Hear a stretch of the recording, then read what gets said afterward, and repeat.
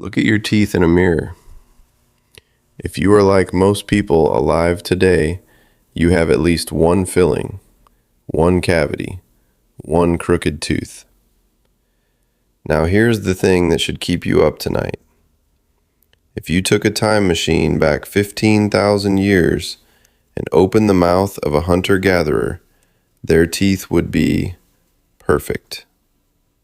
No cavities, no crooked teeth, no wisdom tooth impaction. How is that possible without dentists, without toothpaste, without even a toothbrush? The answer changes everything we think we know about the human body. Let me introduce you to a man named Weston Price. In the 1930s, Price was a successful dentist in Cleveland, Ohio. But he noticed something that bothered him deeply. His patients' children had worse teeth than their parents, and his patients' parents had worse teeth than their parents before them. Teeth were getting worse, generation by generation, across the entire Western world. So Price did something extraordinary.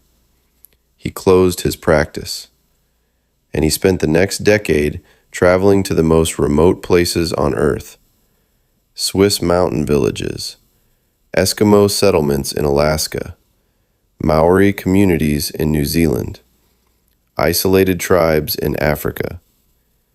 He was looking for people who had never eaten processed food. What he found stunned the entire dental profession. In every isolated community eating their traditional diet, dental disease was practically non-existent. Less than 1%. Cavities, gum disease, crooked teeth, all of it, almost completely absent. But here is what makes Price's discovery genuinely haunting. When those same communities adopted Western food, within a single generation, their children's teeth were as bad as Western children's teeth. This was not genetics. It happened too fast. Price took over 15,000 photographs during his travels, and in those photographs, he documented something even stranger than perfect teeth. The traditional people had wider jaws, significantly wider, with plenty of room for all 32 teeth, including the wisdom teeth, which in modern humans have nowhere to go. So what changed? The answer is both obvious and devastating. When you chew tough, fibrous food, your jaw muscles exert tremendous force. That force signals your jawbone to grow wider, grow stronger, make room. Ancient humans chewed for hours every single day. Raw meat, tough roots, fibrous plants, hard nuts. Food that fought back. Food that demanded effort. Now compare that to what most of us eat today. Soft bread, processed cereal, smoothies, food that barely requires chewing. Our jaws never got the signal to grow. But this is not just about teeth. It gets much, much stranger. A smaller jaw means a smaller airway, and a smaller airway means you cannot breathe properly at night. This is why sleep apnea, a condition where you stop breathing during sleep, has become an epidemic in the modern world. Ancient humans, with their wide jaws and open airways, simply did not have this problem. But there is yet another layer to this. When your jaw is too small, your tongue has nowhere to rest, so it falls backward into your throat when you sleep, and your breathing stops. This is not a dental issue. This is a whole body crisis caused by what we eat as children. And here's the part nobody talks about. The modern epidemic of crooked teeth is not a genetic problem. It is an environmental problem caused by soft food in childhood. The same genes that produced perfect teeth for 200,000 years now produce crooked, crowded teeth because of what we feed our children. There is one more piece to this, and it might be the most important. When your jaw is too small and your airway is too narrow, you start breathing through your mouth instead of your nose.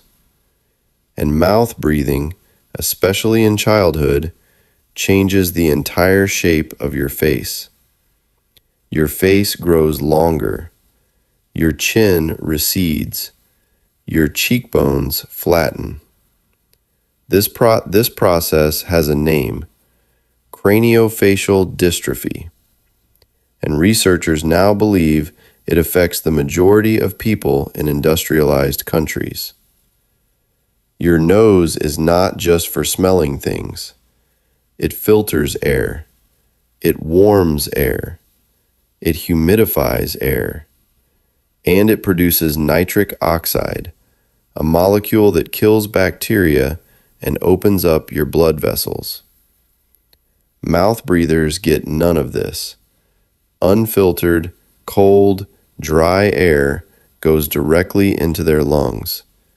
And this constant low-grade stress on the body is linked to higher rates of asthma, allergies, ADHD, and poor sleep quality in children. So what do we do with this information? First, and this sounds almost too simple, but chew your food.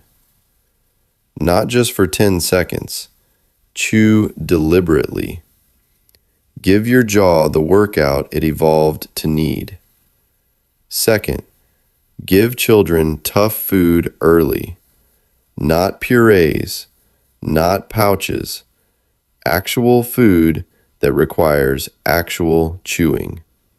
The jaw develops most dramatically in the first 12 years of life. After that, the window starts to close. Third, and pay attention to this one, close your mouth. Your resting posture should be lips together, teeth slightly apart, tongue resting on the roof of your mouth. This is how humans are supposed to hold their face at rest. Orthodontists now understand that braces alone do not fix the root cause.